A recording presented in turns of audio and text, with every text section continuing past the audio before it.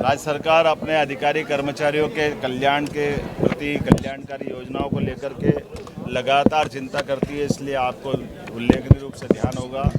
बीते समय हमने सरकार के द्वारा यात्रा भत्ता, अव्यावसायिक चिकित्सा भत्ता, अनुग्रह भत्ता, दोहरा कार्य भत्ता, स्थायी यात्रा भत्ते में बढ़ोतरी करते हुए लगभग 8-10 साल से पुराने समय से आने वाली मांग की पूर्ति की थी।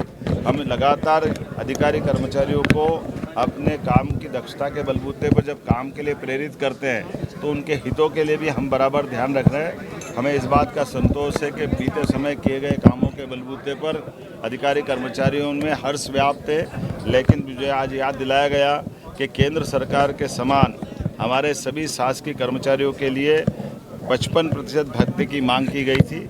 मैंने आज इस मांग पर गौर करते हुए आज यहीं से घोषणा कर रहे हैं मध्य प्रदेश शासन के सभी शासकीय कर्मचारियों के लिए 1/7 2024 से 3%, 1/1 2025 से 2% महंगाई भत्ते की अतिरिक्त किस्त स्वीकृत करते हुए वर्तमान में महंगाई भत्ता भारत सरकार के सभी कर्मचारियों के समान 55% करने की मैं घोषणा करता हूं और त्वरित गति से इसको लागू किया जाएगा।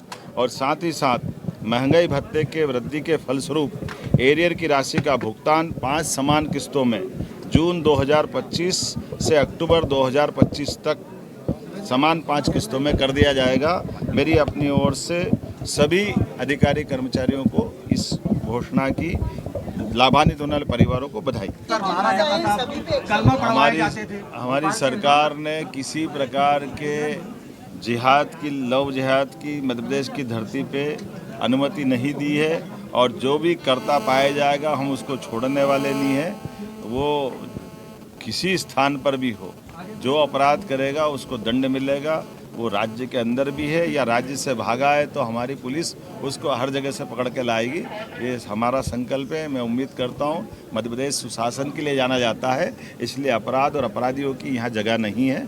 मेरी अपनी ओर से पुनः आज इंदौर के अंदर आईटी का एक बड़ा जो कार्यक्रम होने वाला है, उस कार्यक्रम के माध्यम से 60 दिन से भी कम समय में हमने अपने रोजगार का जो अभियान चलाया हुआ है और ये वर्ष तो हमने रोजगार उद्योग वर्ष के नाते से माना है, इसलिए स्वाभाविक रूप से आईटी और उससे जुड़े उद्योग के बहुत बड़े पैमाने पर देश और देश के बाहर के लोग भी और प्रदेश के लोग भी आज इंदौर में जुटने वाले हैं। तो जब मैं भोपाल में कार्यक्रम कर रहा हूँ तो इसी के साथ साथ इंदौर की घटना और इंदौर में होने वाले कार्यक्रम की स्पंदन भी मुझे अपने आप में हो रहा है। तो मैं मान के चलता हूँ कि इसका हम सबको लाभ मिलेगा।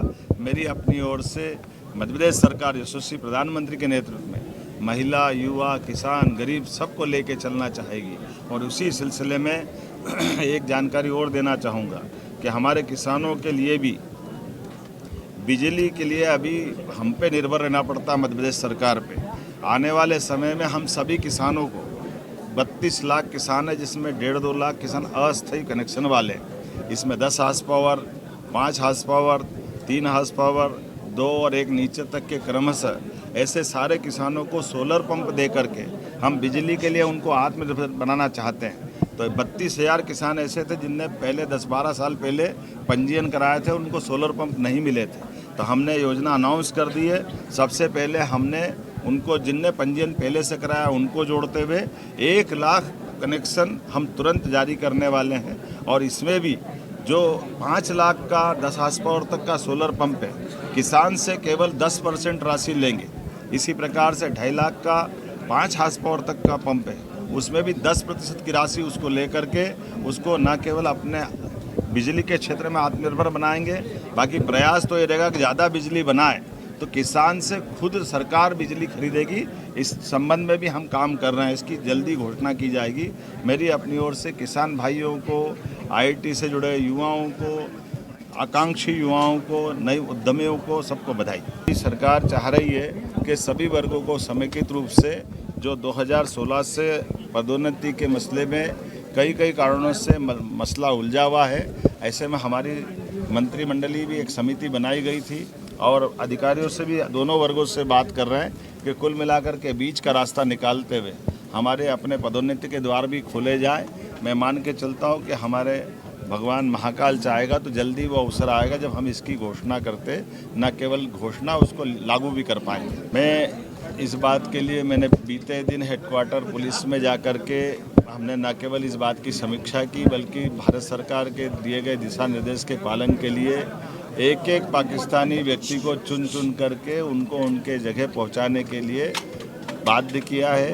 यशस्वी गृह मंत्री माननीय प्रधानमंत्री जी जिस प्रकार से इस पूरे पहलगांव की घटना को लेकर के हमारे सबसे अपेक्षा कर रहे हैं, हमारी राज्य सरकार उसके लिए कटिबद्ध है। शासन की व्यवस्थाओं के आधार पर समाज भी इस बात से लिए एकजुट है कि हर हालत में पहलगांव के दोषियों को दंडित किया जाना चाहिए।